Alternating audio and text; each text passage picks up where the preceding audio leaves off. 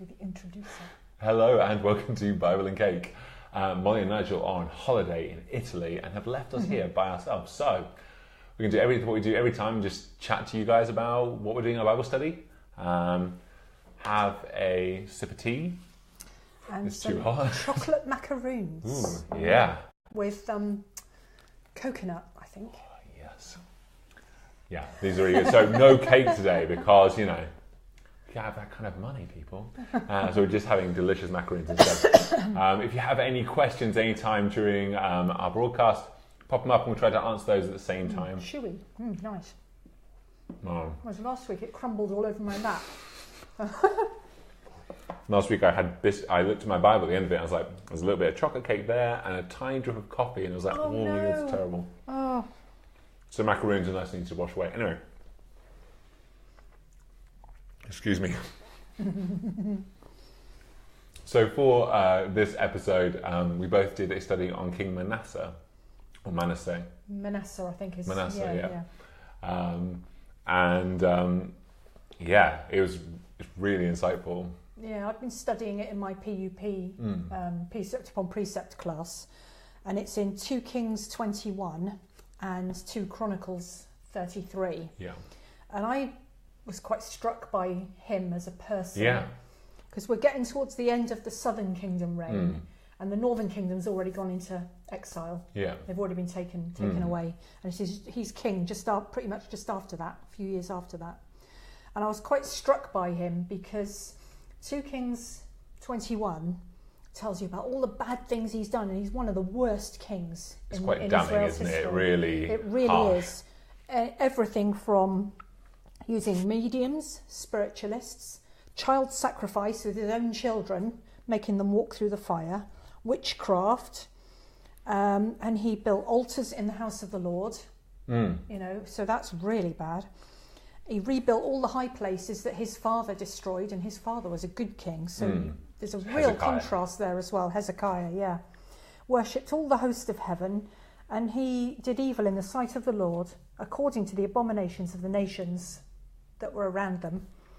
And it's one thing that struck me was, what does it say? He did much evil in the sight of the Lord, provoking him to anger. And he shed so much blood that it filled Jerusalem from one end to the other. That was really graphic. I underlined that too, just like how horrendously graphic that he gives so much. Yeah, it might says, in the New King James says, shed very much innocent blood. Yeah. And it's obviously, again, saying filling Jerusalem. Yeah. I just found it like, that's quite a really graphic image of just how horrendous he is. And he did wickedly more than all the Amorites who were before him. And he also made Judah sin with all his idols. I really liked, I found the phrase here in verse 9. But he's talking about the law. They paid no attention. And Manasseh seduced them to do more evil.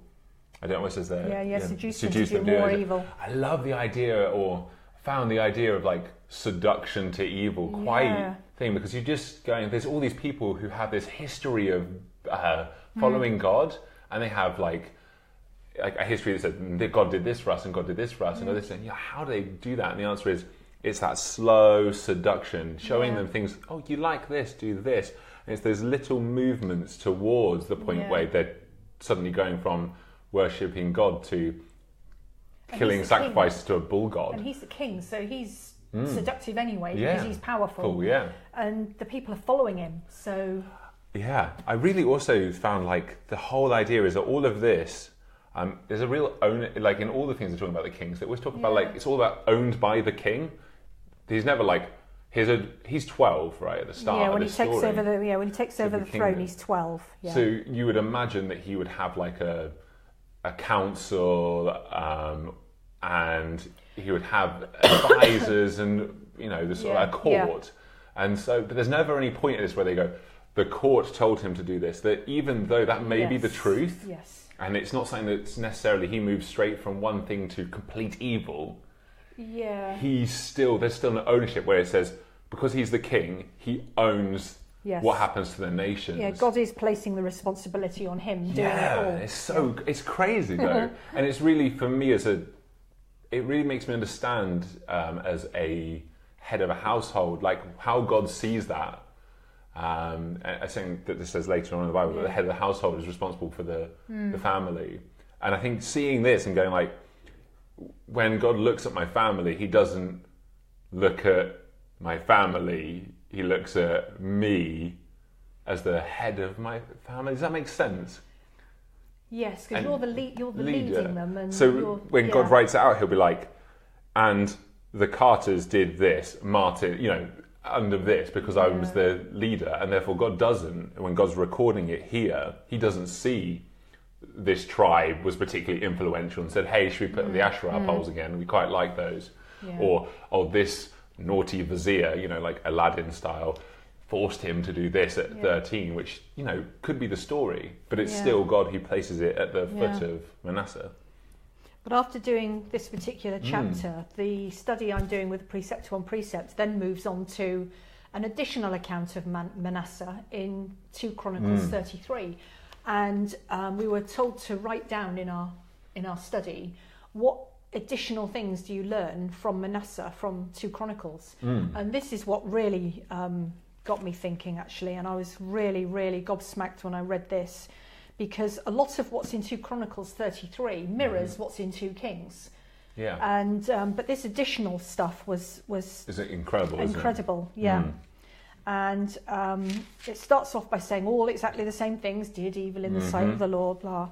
And then it said, the Lord spoke to Manasseh. I keep calling him Manasseh and Manasseh, I'm not quite sure which, but Manasseh and his people. So God spoke to them, but they paid no attention.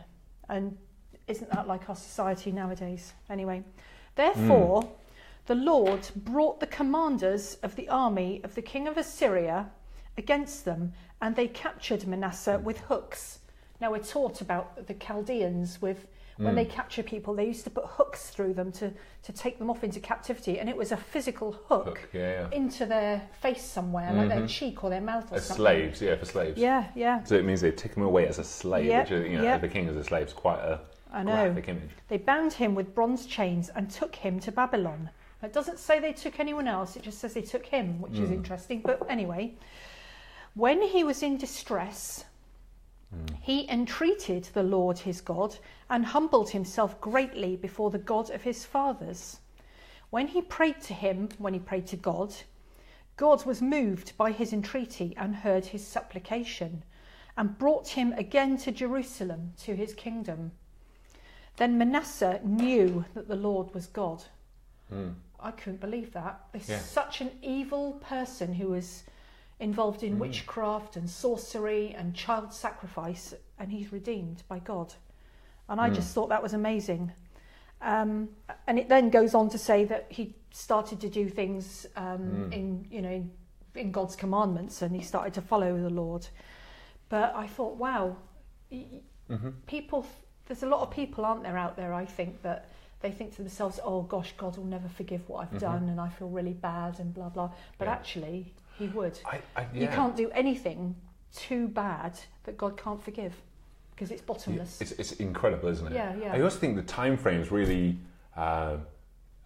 interesting, is probably not a word, but like God is slow to anger. Like he does all these terrible things. Yeah. And then God gets angry, and then God gives him a warning, and he also warns the people. It's the first time you see like that division of responsibility. He warns the king and his people, saying that like we gave the people a responsibility and gave them the opportunity to stop what he was doing. Yeah. And it's the first time you see that division where it's not just King Manasseh doing all those terrible things. It's saying, right, okay, I gave you a warning and I told your people to stop this. And then also, I think it's really interesting that it isn't until God shows his power through setting him free until he knows him. So it's not like he's in exile and because of his suffering he knows God.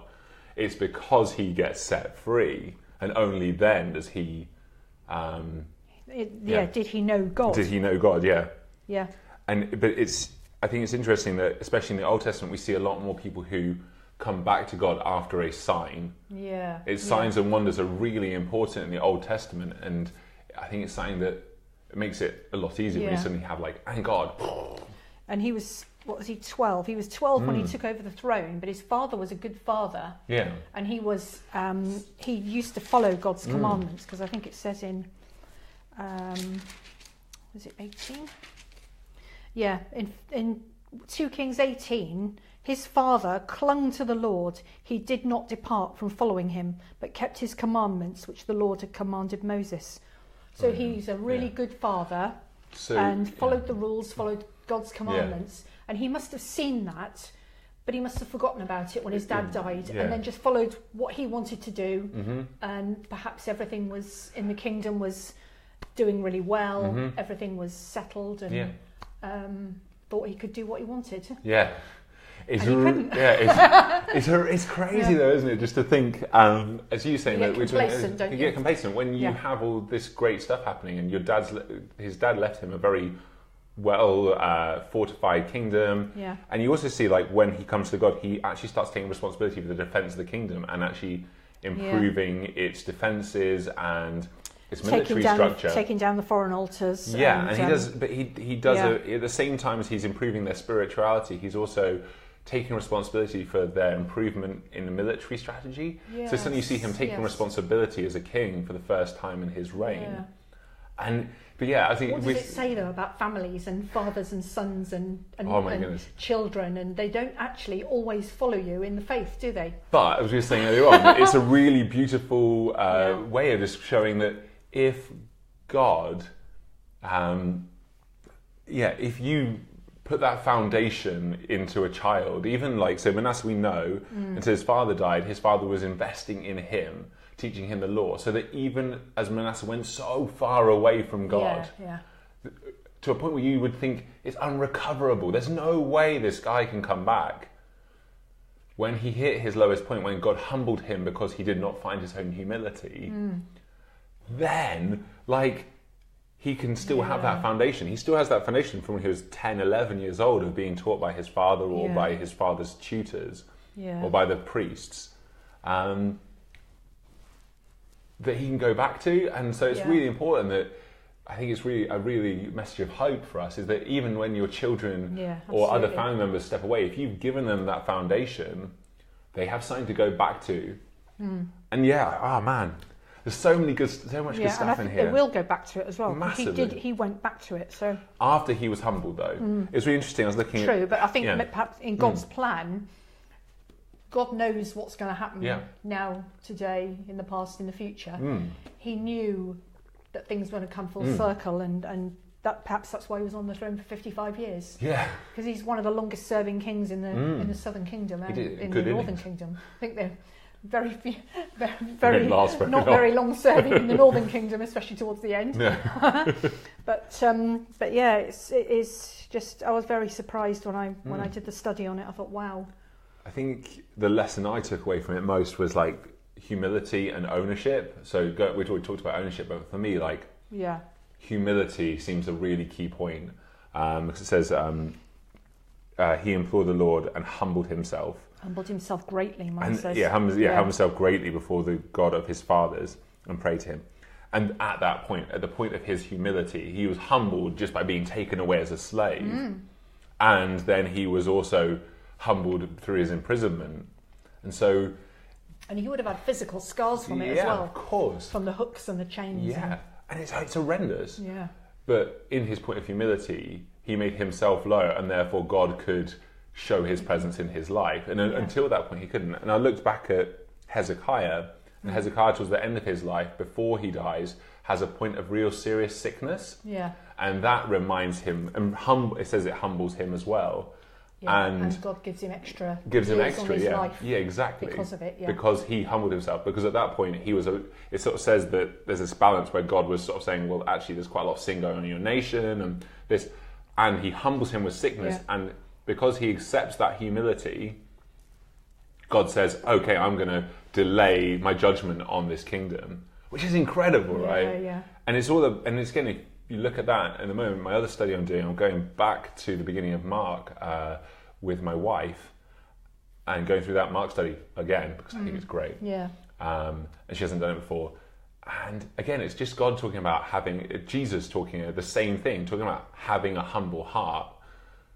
And I think trying to work that out as what it is in practice. What that looks like in practice, and not trying to be like falsely humble, because like I was thinking, like even David, who stands in front of the army and sort of says, "I'll fight Goliath," at that point where he's a hero, he's very heroic, he's still humble, because it's not that even though he's doing something heroic and is putting himself in an elevated position, he still is humble before the Lord, in that he's putting his worth lower than that of the good of the kingdom and that of the glory of God.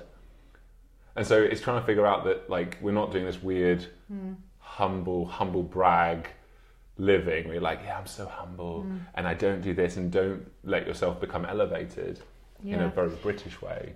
I think it's definitely worth studying the kings and the prophets in the Old Testament, in Kings and Chronicles, because there are so many kings that are very human, and you can see how God treats them, and you can see God's character throughout, and also you get a real appreciation and a real foundation for the history of Israel and why they are like they are, and why they turned away or why they turned back to God.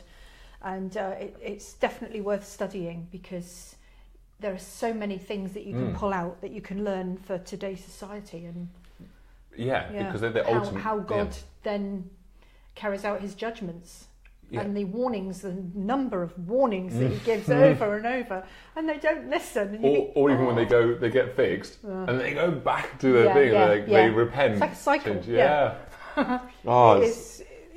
But very, again, very it's so easy to see it in our lives, especially in our very individualist society. I think that, we get quite a lot from these hyper individuals that actually relates more to us now than it ever has done in the history of since it was written, perhaps. The human race is very bad at learning from its past mistakes. We make the same mistakes over and over again, don't we? Most definitely, never mind. it's really, I think it's really helpful to see that it's cyclical, that we have these points where we feel, actually we don't need God anymore, because we've gone past that need, and we get comfortable and then we get complacent and move away from God, and then something happens always that returns us back. And it's really interesting to sort of see how our society is today and go, what will God do to return us to him? Because God always does do things. And also, how long is God's patience in this?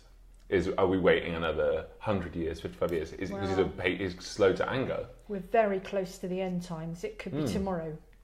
Exactly. And I think it's really, it's difficult. It's very interesting to look at and then go, but then even, I mean, you say that, but like, we do not know, do we? No, we don't. The point is, it could be another. It would be very easy. But like, because I always think it's really interesting, because even the disciples thought, right, okay, we're in our last days. They thought, what have we got? Another week, another 7 months, and that really. Yeah, that's true. They thought that at the time, and obviously it was immediate, didn't they? They did. It's not, And it's not. And I think we always want. Not we always desire. We always feel like we're living in times, and that is great because it keeps us having forward momentum and an end point. Humans aren't very patient, though. We're not. Even like for disaster, like I think some Christians are like, hurry up with the end times, I want to go to heaven. And they're kind of just sort of waiting around going like, which I think kind of makes them, sometimes it's really good because it drives them for forward action and gives them extra momentum, but other times I think that it makes people complacent, because they just think, well, I've only got a couple of months left, I'll just read my Bible and make sure I'm squared away. Do you know what I mean? Yes. And so what else are you studying at the moment? Well, I'm in a church study group, and we're doing something on a Scripture Union study on angels, but apparently there's in most of the books of the Bible there are angels, so we're studying that at the moment, which is quite interesting. We did the armour of God the last time we studied, which wasn't quite about angels, it's more about the spiritual aspect of protection. Okay. That was good, and I'm doing Psalms as well at the moment, which is we haven't got a precept on Psalms, but that's the one I'm doing. Oh, cool. Which I'm finding very interesting, because I'm looking up each time I do a Psalm, I'm looking up the name that God's used it, that that's used for God. Awesome. And so far I'm up to Psalm 12, so I'm not that far in yet. As I say, like I couldn't imagine a PEP on Psalms. It would be like that big. Yeah, loads of parts. But all the names used so far is Yahweh or Jehovah and Elohim, the Creator. Yeah, the Creator. So they're the only two that are used so far, which is very interesting. That is really interesting. It's useful knowing which word they're using to describe God. And it's also like more poetic, I guess, than some of the other names. Yeah. It's teaches you an awful lot about his character. So I'm finding that very interesting. That's really awesome. And Psalm 2 is very good because it's all about Jesus. Yeah, read Psalm 2. It's all about Jesus. So I've got a big cross in my Bible alongside Psalm 2 to show that it's about Jesus. See, I'm going to have to read that now. I always feel like when I'm in this office, even though I've been Christian for 27 years, maybe 26. I just feel so like a baby Christian some days, just like, because every single day I come in, you've been studying something, Nigel, Molly, been studying something, and you just get like a really, it's a great environment to drive yourself forward. New, isn't and also, again, it's coming back to that ownership of going, what don't I know? Why don't I know it? And knowing that most of the time it's because I have not taken personal responsibility for my spiritual knowledge, because church and small groups and other Bible studies either feed you on a plate and you go, oh, okay. And then, studying God's word, especially at the moment, Mark, has been really influential to go like, what did Jesus actually say, and what did he actually do, and what was his intent? And really rediscovering my Saviour in a personal way of going and really owning, well, did Jesus actually, how much is someone taking this verse and blowing it way out of context? Yes. Or taking it and just using it for something that was not intended for. It's just, it's crazy. Anyway, I think that's it. Yes, I think that's it. Has anyone got any questions for us? Give it a couple of minutes while I eat this bit of biscuit. Really looking forward to doing more Bible and Cake. If anyone's got any studies they'd like to recommend to us, pop it in the comments below, and we'd love to have a look at that section of the Bible through one of our books. The book that we did quite a lot of our study in is Walking Faithfully with God. It's towards the end of the book that we were looking, I believe, week 3. So looking at King Manasseh. Really, I just found it insightful. This book you do less homework with that book than you do with the Precept upon Precept. So it really is more serious. The Precept upon Precept is in 10 different parts, and it's massive. Well, I'm on part 10, and it's taken a couple of years to get there. But this is a lot quicker. Okay, so that's Walking with God. Also, you can do, what's the PEP title? Oh, the one I'm doing is called The Good, the Bad and the Ugly. Oh, nice. Which I think the person who named that was obviously a Clint Eastwood fan. Awesome. Well, thank you so much for joining us, and I really hope this has interacted. I really hope this has helped you, and look forward to seeing you next time. If you've got any questions afterwards, just post them afterwards. And Sharon and I will make sure we answer them. It can be about our personal study, it can be about recommendations, or anything. And if we get enough questions, perhaps we'll do another little video to answer them. All right, thank you. Bye.